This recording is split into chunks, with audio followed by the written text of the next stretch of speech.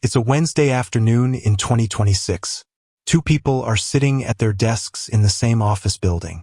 Same company, same job title, same $60,000 salary.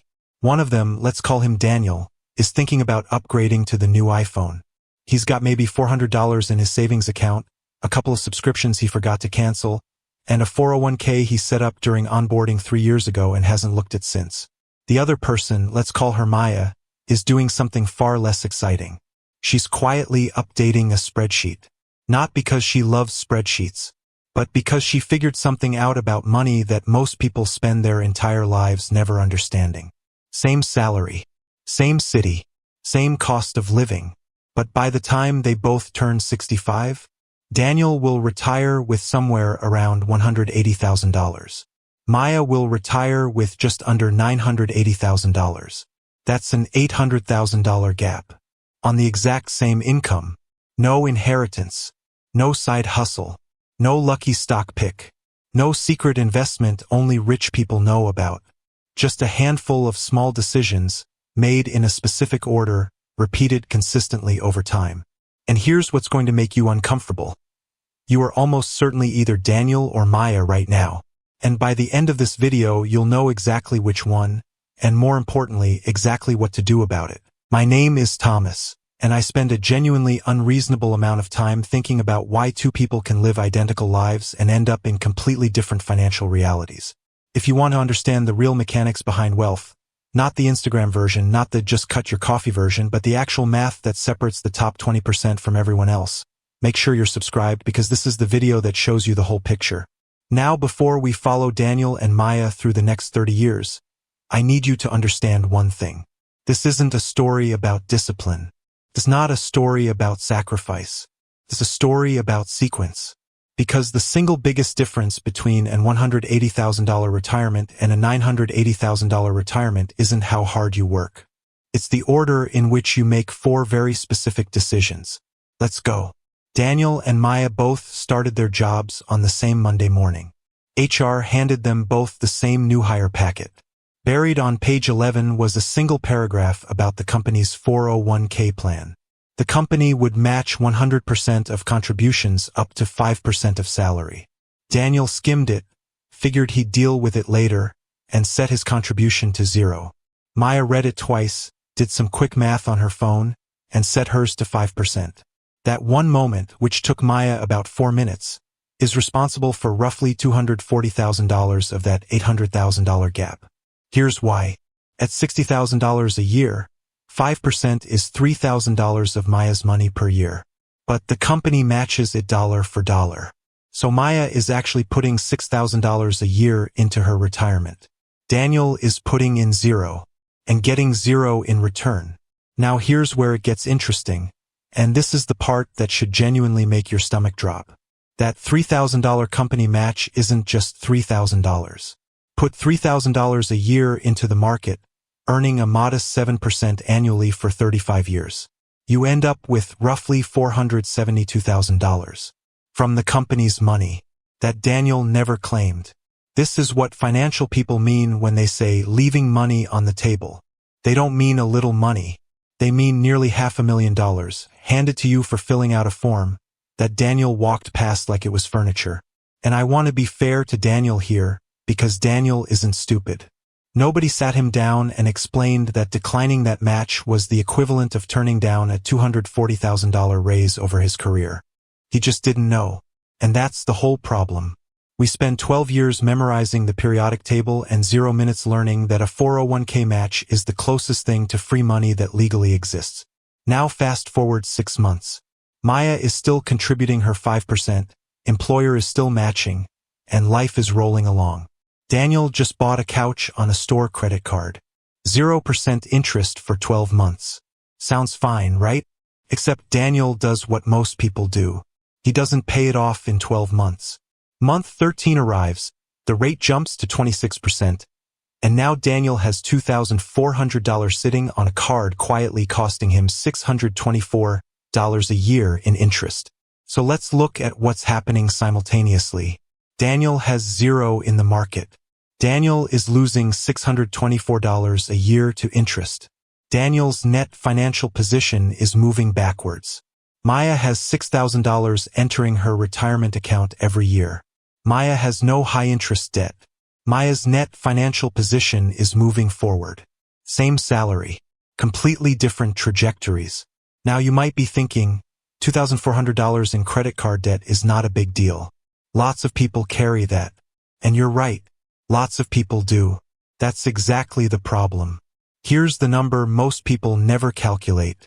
Paying off that $2,400 card at 26% interest gives you a guaranteed, risk-free 26% return. Let me say that again because it sounds insane. A guaranteed, risk-free, 26% return. The stock market, over its best 35-year stretches in history, has averaged around 10 to 11%. Warren Buffett averages around 20% over his entire career, and the entire world considers him the greatest investor alive. You can beat Buffett's lifetime average by paying off your credit card. And it's not even close. So while Daniel is refreshing his brokerage app hoping his 3 stocks go up, he's simultaneously paying a guaranteed 26% penalty on money he borrowed to buy a couch. He's not losing because the market is unfair. He's losing because he's fighting gravity with one hand while pouring water on his own foundation with the other. Let's jump ahead 5 years. Daniel has finally paid off the couch. He's now contributing 3% to his 401k. Not enough to get the full match, but something. He's feeling pretty good about himself. Maya has been maxing out her employer match for 5 years. She's also opened a Roth IRA and has been quietly dropping $300 a month into it. Here's where the math starts to get almost unfair. Maya's retirement account has now crossed $42,000. That $42,000 is no longer just sitting there. It's working. Every single month, that money generates its own returns, which then generate their own returns, which then generate their own returns. At 7% annually, $42,000 grows by nearly $3,000 this year without Maya touching it. Without her adding a single dollar. Just from existing. Daniel's account sits at around $9,000. His $9,000 generates about $630 this year on its own. Maya's money is making nearly 5x more than Daniel's in passive growth. Not because she earned 5x more, not because she found better investments, but because she started earlier and never stopped. This is the boulder on the hill moment. Daniel is still pushing uphill. Every dollar he puts in is fighting for traction. Maya's boulder crested the hill years ago. It's rolling on its own now. And here's the part that should genuinely stop you in your tracks. The gap doesn't stay at 5x. It accelerates. Because compound interest doesn't grow linearly. It grows exponentially. Every year that passes, the difference between Daniel and Maya doesn't stay the same. It widens. By year 10, Maya is $80,000 ahead. By year 20, she's $290,000 ahead. By year 30, she's over $600,000 ahead. By retirement, $800,000. On the same $60,000 salary. The gap didn't come from the last 10 years. It was decided in the first 2. Here's where Daniel's story gets really painful. And where a lot of people will recognize themselves. Around year 8, Daniel gets a raise. $65,000 a year. Nice. But instead of redirecting that extra $5,000 into his retirement account, Daniel does what almost everyone does with a raise. He upgrades his lifestyle. Nicer apartment. Slightly better car. A few more subscriptions. A vacation he puts on a card and pays off next month. Which turns into 3 months. Economists call this lifestyle creep. I call it the retirement killer that nobody names. Because here's what's actually happening. Daniel's income went up. His expenses went up by the same amount. His savings rate stayed exactly the same. He feels richer. He is not richer. He is running faster on the same treadmill. Maya got the same raise. She increased her 401k contribution by 2%. Bumped her Roth IRA contribution slightly. Then spent the rest however she wanted. Because once the important buckets were filled, spending on life isn't reckless. It's the reward for doing the boring stuff first.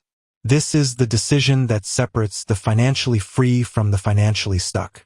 Not how much you make. Not how smart you invest. Whether your savings rate rises with your income or your lifestyle rises with your income. Most people choose lifestyle, and most people retire broke. Let's put the whole picture together. Over 35 years on a $60,000 salary, both Daniel and Maya have the ability to contribute roughly the same raw dollars to retirement. The difference is not how much they earned. It's 4 decisions. Decision 1, the match.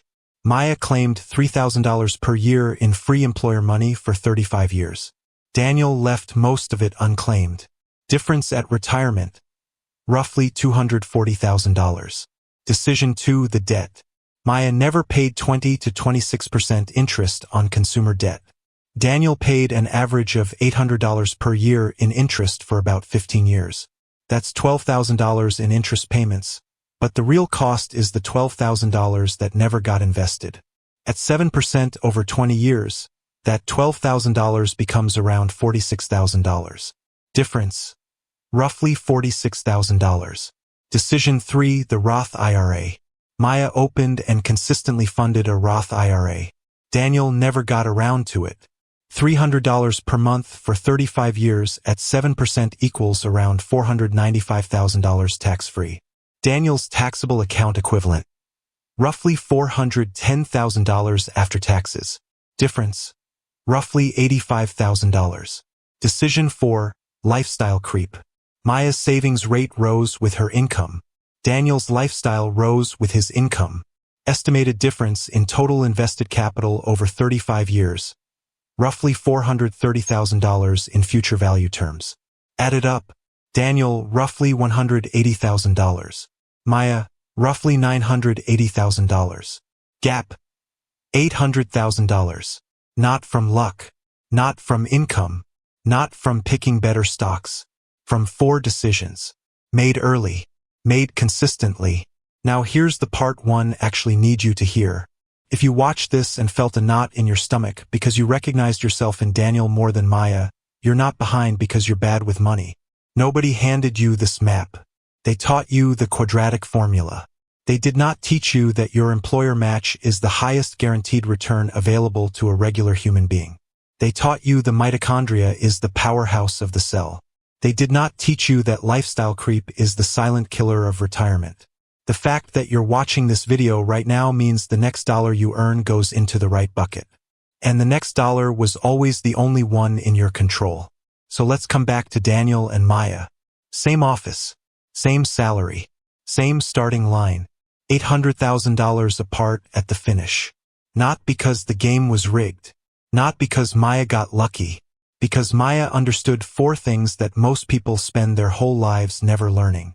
Claim every dollar of free money before you invest anything else. Kill the high-interest debt. It's eating your future silently.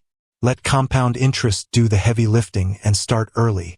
When your income rises, raise your savings rate first. That's it. That's the whole $800,000. If this video helped you see money differently, hit that like button. It costs you nothing and it helps this channel reach the people who actually need to hear this. Subscribe if you want to keep understanding money the way Maya does, because next week we're going inside the exact accounts Maya uses and showing you how to set up the same system from scratch, even if you're starting at 0 today.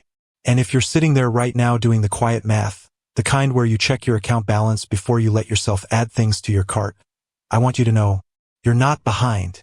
You just got the map a little late. Start now. Your 65-year-old self is depending on the decision you make this week. I'll see you in the next one.